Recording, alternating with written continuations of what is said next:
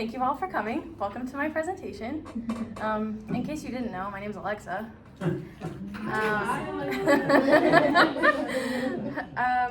I am a senior at SUU, and my major is interdisciplinary studies, which basically means I have 3 majors, Spanish, English, and political science. So as my capstone project, I studied the effects of Spanish-English bilingualism on the US political system. So today's presentation will be going through 4 parts. 1, what did my study cover? 2, how did I do it? 3, what did the survey turn out to say? And 4, my analysis, or the conclusions that I come to based on my research.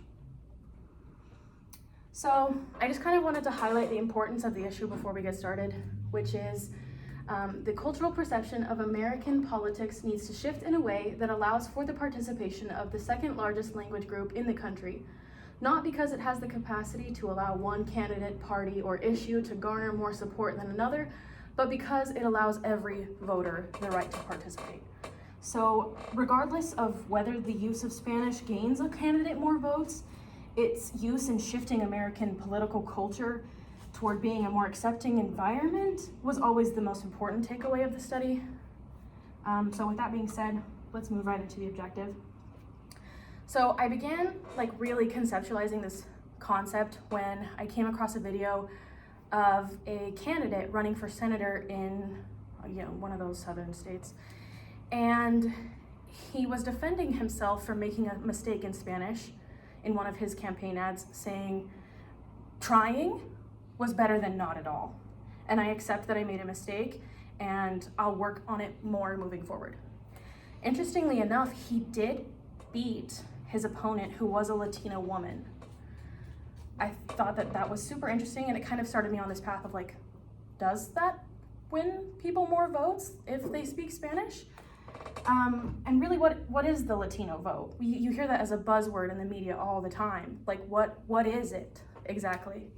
And how do Spanish speakers participate in the US political system?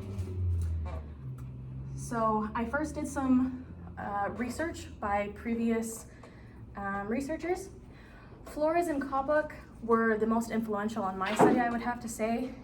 This first article, they focused on bilinguals responding more favorably to candidate advertisements, but found that it was a wash. It didn't matter if a material was in Spanish and English or just in English, they resulted in the same amount of turnout. The second article was in Texas in 2012, and it came to the same conclusion, that it was a wash. The votes gained by bilingual voters were votes lost to monolingual voters who punished that candidate for targeting them in the wrong language. So again, it wiped the board and it was a wash.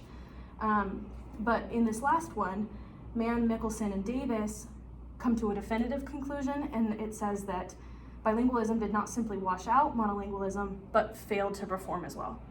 So based on my preliminary research, bilingualism either did the same as plain English monolingualism or did worse.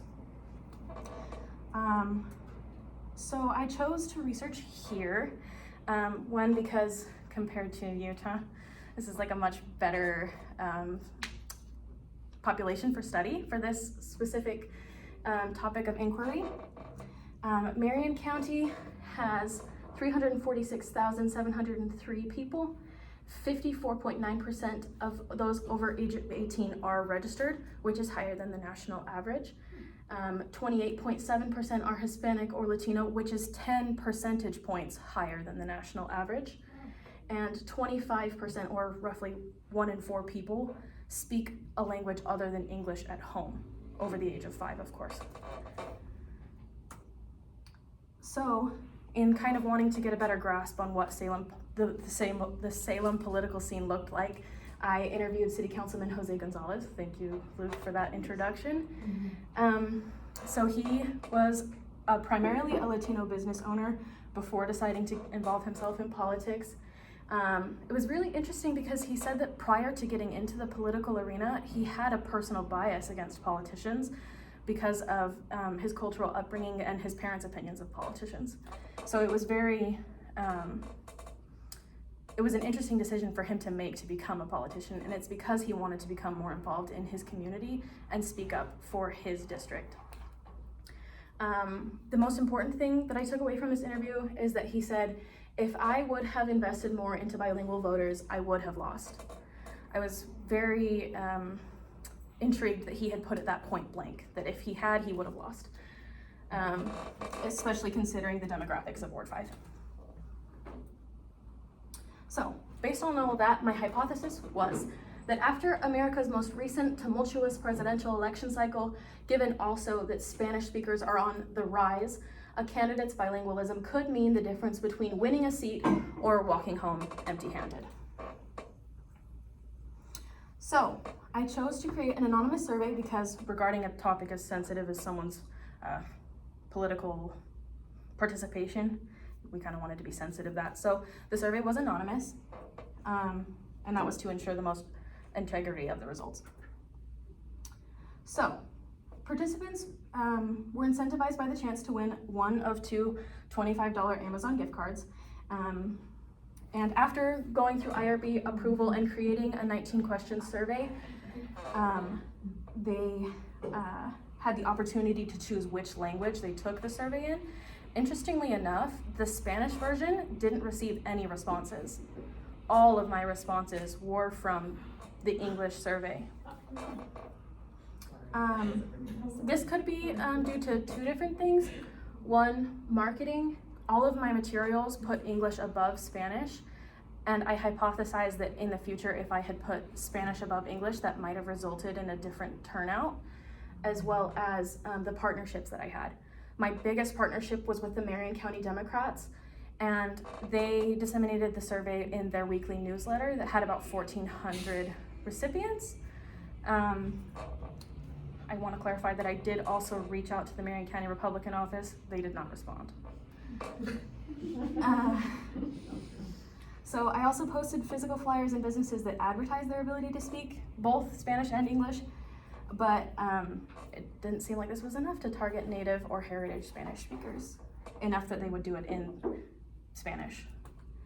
So I then, after I had received all of the results and closed both surveys, I went through each response and noted their answer for each question, tallying up how many selections each multiple choice answer received. And once I had that total for each answer to every question, I divided each answer amount by the total responses that question received, then multiplied the decimal shown by 100 to give me the percentage of participants that selected that choice.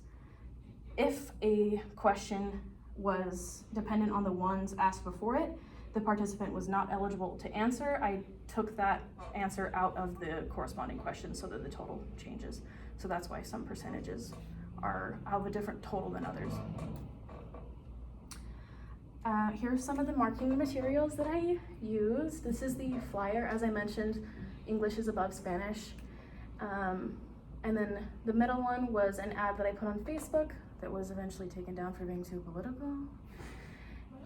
And the thank you card with the $25 to Amazon. So, what you've all been waiting for, the results. This was the demographics of participants, so you can see that most were Caucasian, female, and over 55.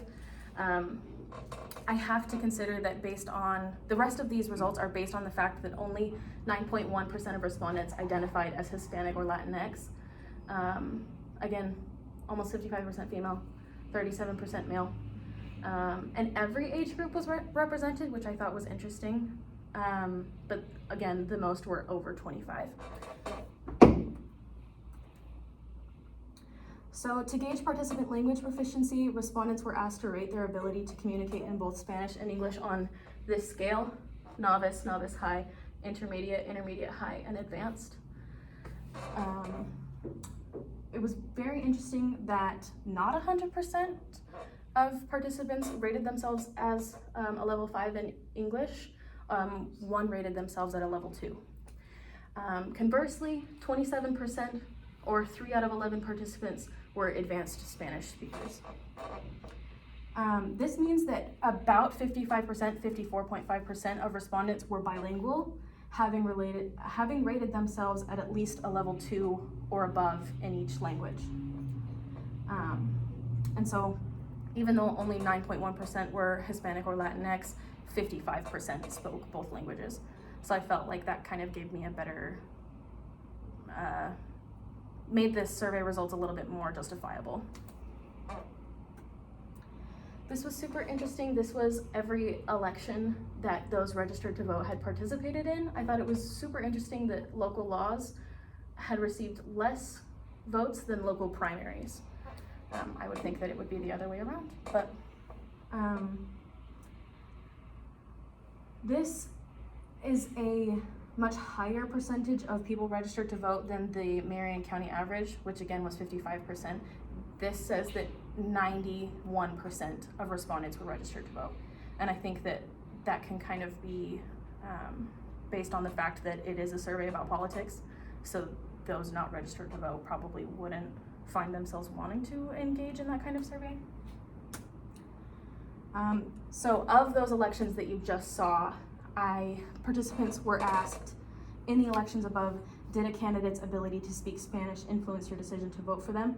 And 50% of respondents said that it had no bearing on their decision to vote for a candidate. But of those remaining, 33% responded yes, favorably, so I voted for them. So in essence, it did not matter to most voters, but if it did matter, it was viewed positively.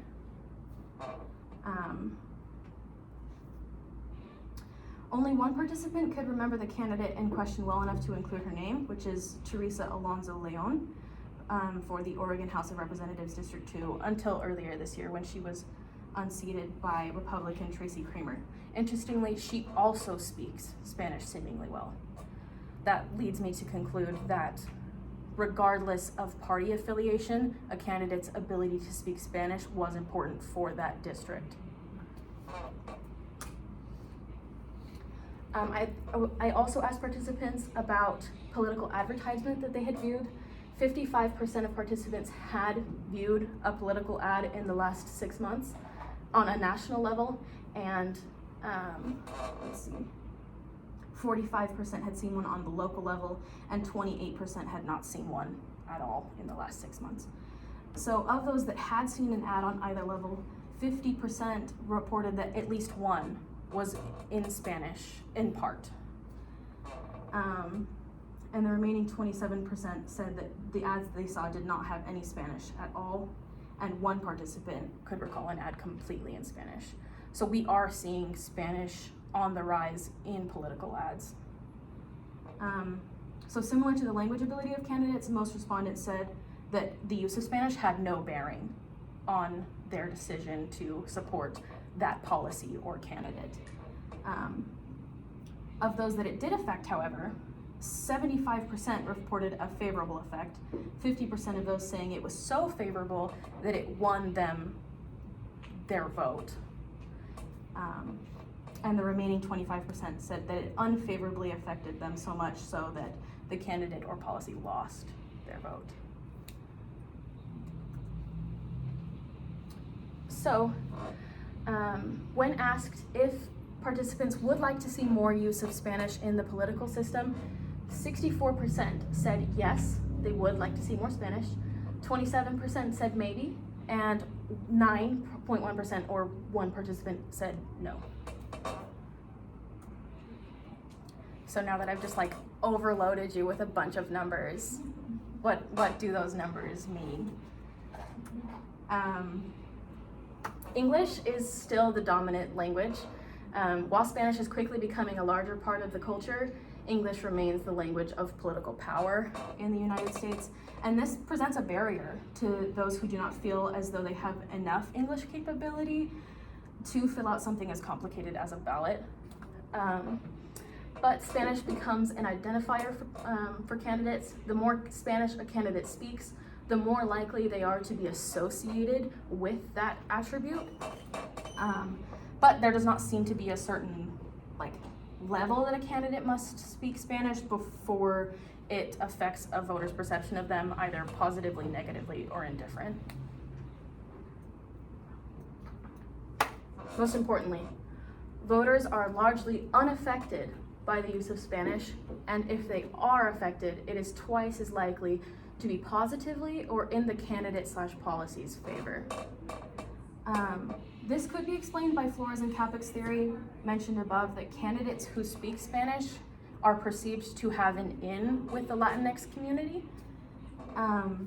So in response to Councilman Gonzalez's statement about investing more into bilingual voters losing him the election, my results say that it only would have negatively affected him should that investment have diverted voter attention away from his connection to that community. So on the whole, Marion County voters seem to be indifferent towards the use of Spanish, and I hypothesize this is because of their familiarity with it. Even if Marion County voters don't speak Spanish themselves, they're around it enough that it's becoming neutral for them.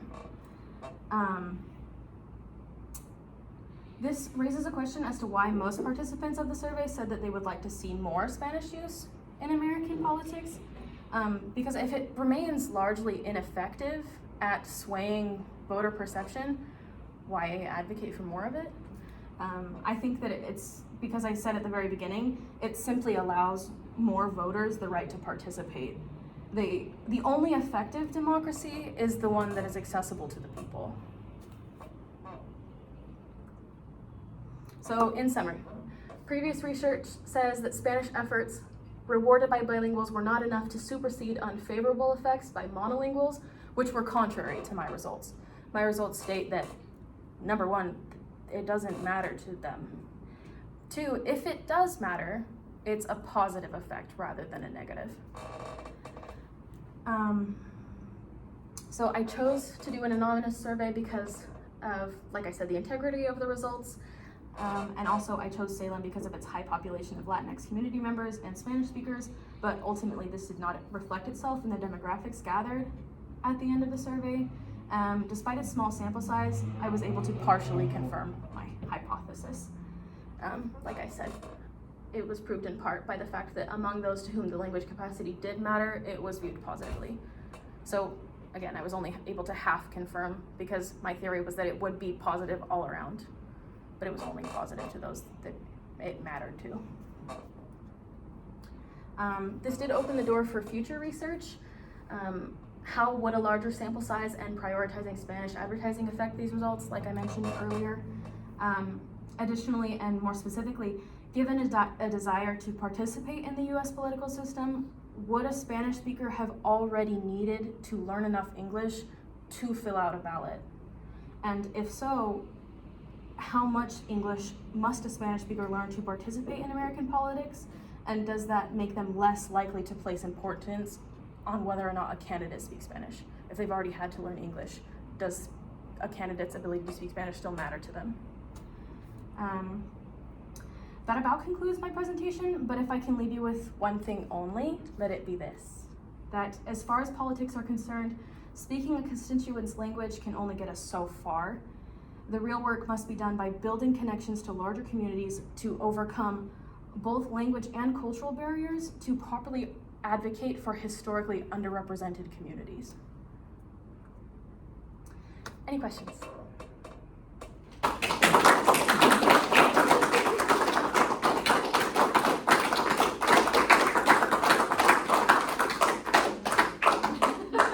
Thank you very much. Of the research that those three other, where were they focusing? Was it like major cities? Yeah, so Flores and Capek, they did theirs across country.